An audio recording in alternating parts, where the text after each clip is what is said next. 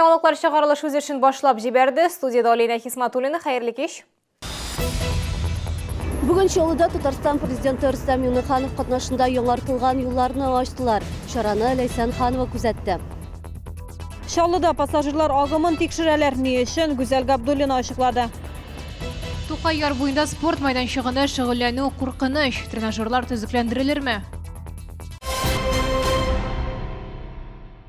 Бүген Чаллыга эш сәфәре белән Татарстан президенты килде. Ул заводларның берсендә булды. 41-нче мәктәптә террорчылыкка каршы комиссия утырышын үткәрде. Сәнәгать зонасында ремонттан соң юлларны тантаналы ачуда катнашты. Урыннан хәбәрчебез Ләйсән Ханова сюжеты. Первыми открывает движение по обновленным участкам дорог легендарные КАМАЗы. Яңартылган юллар буенча беренчеләрдән булып сәнәгать зонасында урнашкан ире предприятиеләрнең машиналары узды. Төзекләндерү эшләре 2017 елның ахырында башланган иде. Бүген юлларны тантаналы төстә куллануга тапшырдылар. Сезгә бындай яхшы юллар бик тә кирәк.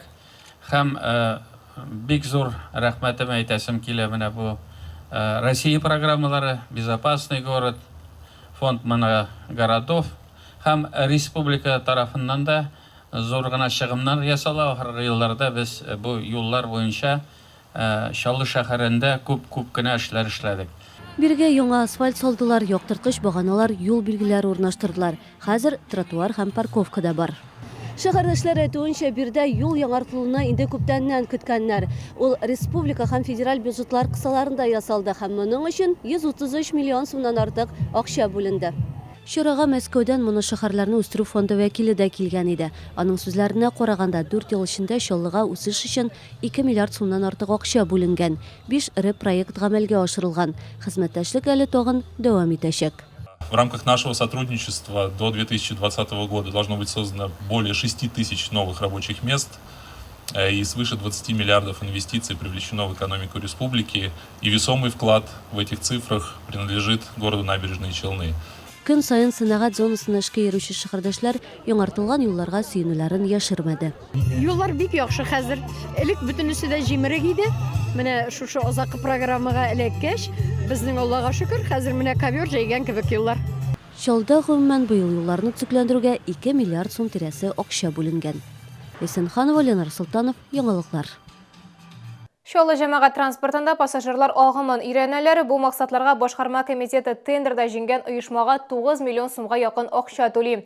Тикшерүләрне Воронеж оешмасы алып барачак. Теманы Гүзәл Габдуллина дәвам итә.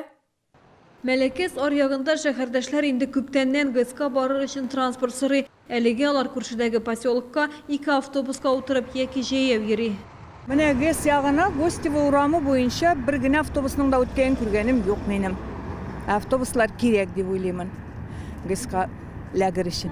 Мондый проблемаларны булдырмас өчен җәмәгать транспортының хәрәкәтен өйрәнергә кирәк дип белгечләр. Шәһәрдә яңа микрорайоннар төзелә, яңа проспектлар ачыла. Воронеж белгечләре өйрәнүләрне берничә этапка бүлгән. Алар һәр тукталышта кеше санын исәпли.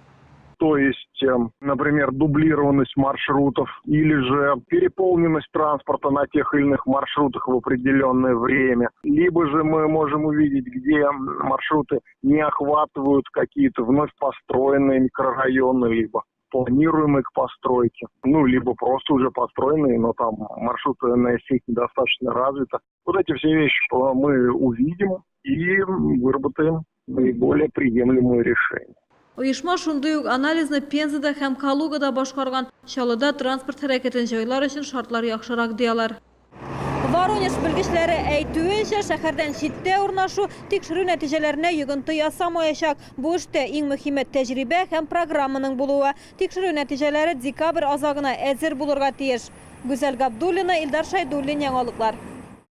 Тукай яр буендагы спорт объектлары янәдән куллануга яраксыз. Чаллы ТВ кайнар элемтәсенә ГЭС бистәсендә яшәүчеләр шундый зар белән мөрәҗәгать итте. Әлеге урын шәһәрдәшләр арасында популяр, биредә һәр вакыт кеше күп, әмма ватык тренажерлар сәламәтлек өчен куркыныч. Урында хәбәрчебез Мәрьям Файрушина булып кайтты. Это сиденье, посмотрите, на нем же невозможно сидеть. Вы же видите наклон какой? Сергей Филиппов һәр көнне Тукай яр буеннан уза, якында гына яши. Әлеге урын ял итәргә, оныклар белән йөрергә бик кулай ди ул. Тик спорт тренажерлары гына канәгатьләндерми. Вы видите их состояние? Они очень опасны, особенно для детей. И дети, и взрослые, и пожилых много. Сейчас все тянутся сюда, все равно пожилых очень много гуляет, кто-то что-то маленько пошевелится, кто-то так. И молодежь, конечно. Ну, молодежь, она разная бывает уж. Но все равно эти тренажеры, наверное, должны рассчитаны, под какие-то нагрузки должны быть рассчитаны. Яр буен үткән елны яңарттылар. Спорт тренажерларын брусчаткага беркетеп куйганнар. Күнегеләр ясагач тренажерлар шайкала башлаган. Бирдә яшәүчеләр зарланганнан соң мәсьәләне хәл иттеләр. Асларына бетон җәелде. Хәзер тагын җитешсезлекләр килеп чыккан. Кайбер спорт объектларында ширепләр кузгалган, ә берсендә бөтенләй тиешле элементы юк. Это, конечно, надо ремонтировать, ясное дело. Я видел, тут ломались, тут женщина одна при мне упала даже. Я не думаю, что это умышленно вандализм. Просто качество, наверное, хромает. Качество самих тренажеров.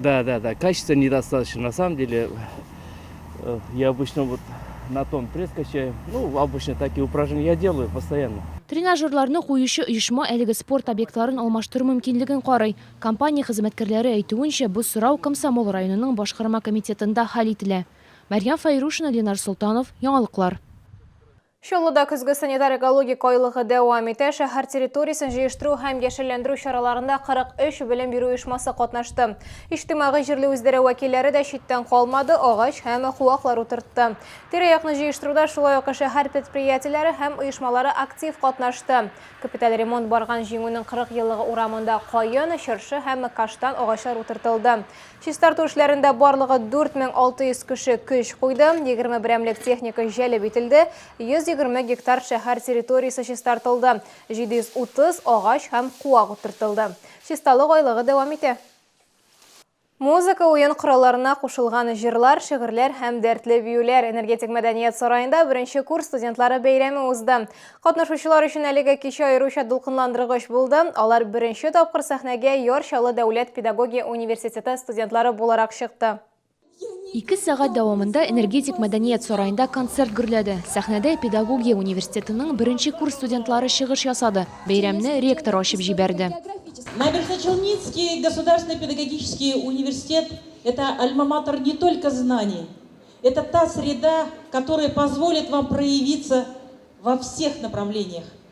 И сегодняшнее мероприятие, я думаю, будет свидетельствовать этому. Сәхнәдәге һәр чыгышны тамашачылар җылы каршы алды. Студентлар бәйрәмгә уку елының беренче көннән үк тырышып әзерләнгән. Университетта алар өчен 10-га якын төрле сәнгать түгәрәкләре эшли. Биредә һәркем күңеленә ятышлысын таба ала. Бию, җыр, нәфис сүз осталыгы, модельләр мәктәбе һәм башкалар. Студентларның күбесе сәхнәгә беренче тапкыр гына чыкмый. Тик шулай да биредә чыгыш ясау аеруча җаваплылык таләп итә диләр. Монда беренче тапкыр һәм шуңарга ничектер кошата әзрәк. Ну, булай сәхнәгә чыккачтан инде бик рәхәтләнеп биедем. Монда бик мотор, бик әйбәт, һәм шундый. Миңа бик ошый монда. Шуннан да, бик күп кеше җыелды, шундый зур сәхнә. Быел Яр Чаллы дәүләт педагогия университетының беренче курсында 366 студент белем ала. Биредә аларны һичшиксез кызыклы студент тормышы көтә. Мәрьям Файрушина, Илдар Шайдуллин, яңалыклар. Иртәгә Чаллыда авыл хуҗалыгы ярминкәләре узачак. Шәһәрдәшләр өчен күрше район һәм авыллардан килгән фермерлар үзләре җитештергән продукция тәкъдим итәчәк. Яшелчә һәм җиләк җимешләрне, ит, сөт продукциясын, балык ризыкларын авыл хуҗалыгы министрлыгы билгеләгән арзан бәядән сатып алырга мөмкин булачак. Товарларның сыйфатын белгечләр тикшерә. Ярминкәләр 3 мәйданчыкта оештырыла. Абдулла Тукай яр буе урамының төзүче стадионында, Южный агросәнәгать паркында һәм ипподром территориясендә. Бу сезгә ишкерәсе соңгы мәгълүматыбыз иде. Мин Алина Хисматуллина сезгә күңелле яллар теләп сау булашам. Исән-имин булыгыз.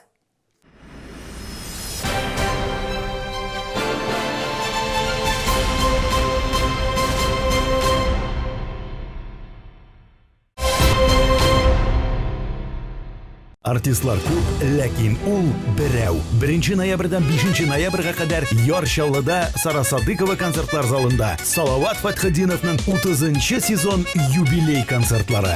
Башлана кичке сәгать 7-дә.